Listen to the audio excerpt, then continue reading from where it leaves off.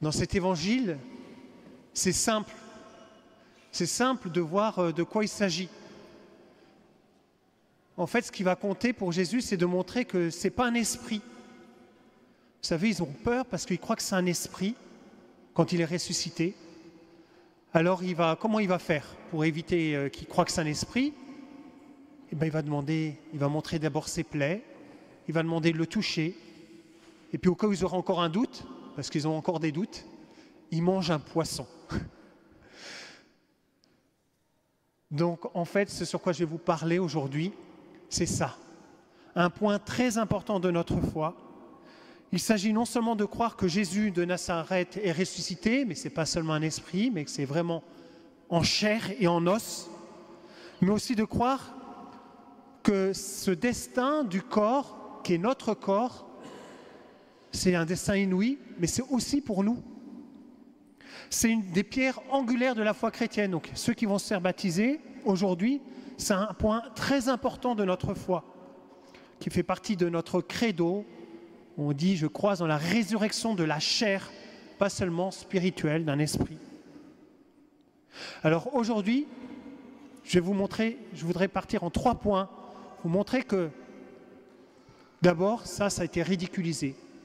Beaucoup de gens ont du mal à croire en la résurrection de la chair. Première chose, premier point. Ensuite, je vais vous dire que notre foi, elle insiste dessus. Ce n'est pas un truc comme ça de peu d'importance. Et après, je vais vous montrer les enjeux, pourquoi c'est important. Et je vous parlerai rapidement aussi en comparant avec la réincarnation. Donc, oui, certains ont ridiculisé, mais notre foi insiste et on verra les enjeux. Ça a été ridiculisé dès les débuts. Saint Augustin, au IVe siècle après Jésus-Christ, dit « Sur aucun point, la foi chrétienne ne rencontre plus de contradictions que sur la résurrection de la chair. » C'est vrai que dans l'Antiquité grecque, les Romains, ils croyaient à l'éternité de l'âme, mais la résurrection de la chair, c'était bizarre. Comment croire que ce corps qu'on a, qui a plein de défauts, on les connaît bien, nos défauts, puisse ressusciter, avoir ce destin? On voit que ces corps, ils pourrissent. Porphyre, un philosophe 100 ans avant Saint Augustin, donc 300 ans après Jésus-Christ, un philosophe païen, se moquait des chrétiens, voilà comment. Je n'ai pas retrouvé la phrase, mais je sais que c'est en gros ça. Il dit, mais comment vous pouvez croire, vous les chrétiens, en la résurrection de la chair? Vous mettez le corps dans le tombeau. Là, il y a un ver de terre qui va venir manger. Après le ver de terre, il y a un oiseau qui va manger le ver de terre. Après, il y a un chat qui va venir manger l'oiseau. Mais comment il va faire votre Dieu pour recoller tous les morceaux? C'est une vraie question. Et ce n'est pas une question d'aujourd'hui. Dès les débuts, les chrétiens ont été confrontés à ce genre de questions. C'est une vraie question. Et pourtant, notre foi, elle insiste. Elle dit oui, il va y avoir la résurrection de la chair. On l'a vu dans l'évangile d'aujourd'hui, comment elle insiste. Mais on le voit aussi quand saint Thomas qui ne croit pas, Jésus va lui demander de toucher. On voit le repas des disciples sur le lac.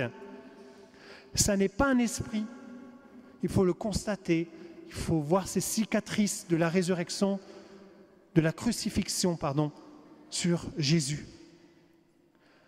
Donc il y a des choses qui sont continues, mais il y a des différences. Jésus ressuscité, de temps en temps il est en Galilée, de temps en temps il est à Jérusalem, il apparaît un peu là où il veut. Donc ce corps ressuscité, il n'est pas quand même comme le nôtre. À un moment donné, ils ont tous peur. Les premiers chrétiens ont peur. Ils sont enfermés, et puis d'un seul coup, il est au milieu d'eux. Puis, il n'est pas toujours reconnaissable, donc il est un peu différent. Ceux qui le connaissaient, ils ne le reconnaissent pas forcément. Marie-Madeleine, par exemple, elle croit que c'est le jardinier. Donc, en gros, ce corps, il est différent. Ce n'est pas le même. C'est le même, mais ce n'est pas le même. C'est une nouvelle création. On aura un nouveau corps, quelque chose de nouveau, dans un nouveau temps. Mais déjà, vous savez, notre corps, actuellement, il n'est pas le même que quand on est né. Si je vais regarder tous mes atomes, je ne crois pas qu'il y en ait beaucoup qui soient les mêmes que quand je suis né. Ça a beaucoup changé. Ça sera différent. Donc, je vous ai dit que c'était ridiculisé, je vous montre que notre foi insiste dessus. Alors, quels sont les enjeux? Là encore, 3 enjeux et après je m'arrêterai, ne vous inquiétez pas. 3 enjeux. Qu'est-ce que cela change que Jésus soit ressuscité avec son corps, dans sa chair? Qu'est-ce que ça change pour nous que nous ressuscitions avec notre chair? Et enfin, comme promis, je ferai une rapide comparaison avec la doctrine de la réincarnation. Première chose, qu'est-ce que ça change que Jésus soit ressuscité dans sa chair? Pour comprendre ça, il faut revenir au début. Pourquoi Jésus a pris notre chair? Pourquoi Dieu a voulu se faire chair? En fait, on l'a dit plusieurs fois, Dieu, il ne veut pas rester là-haut, il n'est pas indifférent à ce qui nous arrive. Il vient épouser notre chair.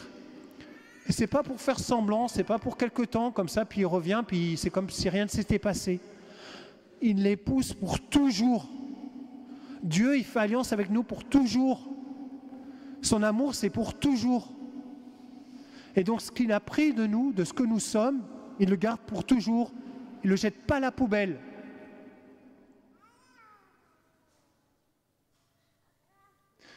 Frère Roger Schutz, qui était le fondateur de la communauté de Thésée, disait « Le ressuscité se saisit de toi, il se charge de tout. Il prend sur lui tout ce que nous n'arrivons pas à porter. Voilà, il prend tout. » Parfois, on ne s'en rend pas compte tout de suite, on s'en rend compte longtemps après. Mais le Christ est passé, il a tout pris de notre vie, tout pris. Et il a distribué son trop-plein. Et tout cela continue après sa mort. Donc, premier point, c'est important, cette résurrection de la chair pour Jésus. Ça dit son engagement avec nous jusqu'au bout. Deuxième point. Pourquoi nous aussi, c'est important que nous ressuscitions avec notre chair? On sait, la science nous montre bien aujourd'hui, que, même on le voit, que nous sommes très liés à notre corps. Si j'ai un problème à mon cerveau, je prends un AVC, eh ben, je serai un peu différent. Ça va changer un peu ce que je suis. Mais notre corps, c'est aussi important. Quand on s'aime, quand on aime quelqu'un, on a besoin des choses concrètes. Les parents, vous avez des enfants, vous aimez bien les prendre sur vos genoux. Cet amour, il faut bien le manifester concrètement. On ne va pas dire même à son amoureux, à son amoureuse, ah, je t'aime, mais je t'aime de loin. C'est concret, on a besoin de ça. Tous ces gestes de tendresse, ben ça va continuer au ciel. On a besoin d'un corps. C'est ce que nous sommes ce corps. Nous sommes corps, esprit, âme, tout ça, ça va ensemble. Dieu, il prend tout. Alors certes, il y a des défauts dans ce corps. Eh bien, on va voir que ces défauts, il les assume. Je reviendrai justement avec ce parallèle avec la théorie de la réincarnation. J'entends des personnes parfois, et ça c'est mon troisième point, et c'est mon dernier point, ne vous inquiétez pas, la théorie de la réincarnation, j'entends des personnes, par exemple, j'ai des tantes qui me disent « En fait, ma vie, elle est un peu ratée, un peu pourrie. Moi, je crois à la théorie de la réincarnation, comme ça, j'en aurai une autre chance. Ça ira mieux. » Donc, ils prennent leur désir pour une réalité. Ah, j'aimerais bien que ce soit comme ça, donc ça va être comme ça. Alors déjà, il y a une première différence avec ce qu'ont vécu les apôtres.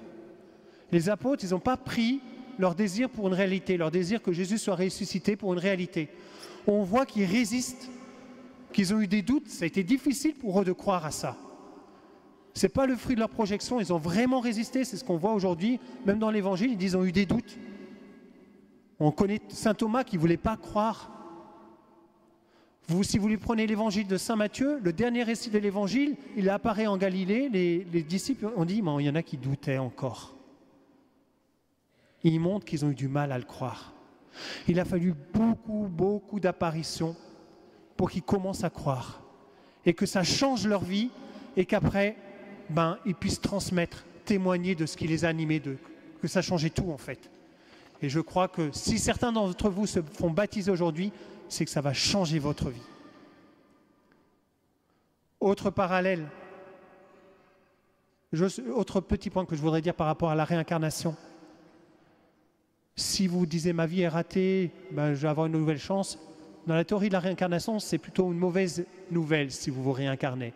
Si ça se passe bien, au contraire, on ne se réincarne pas. Bon, voilà. Et dernier point sur cette théorie de la réincarnation, sur ce parallèle, je trouve que c'est bien, ça permet de voir deux choses très importantes de la foi chrétienne, deux choses très importantes. Première chose, nous sommes uniques. Même la science nous le dit, il n'y a pas deux personnes comme nous. Comme moi, il n'y a jamais eu personne comme moi. Et il n'y aura plus jamais personne comme moi. Nous sommes uniques. Vous qui allez être baptisés, on va vous demander votre prénom.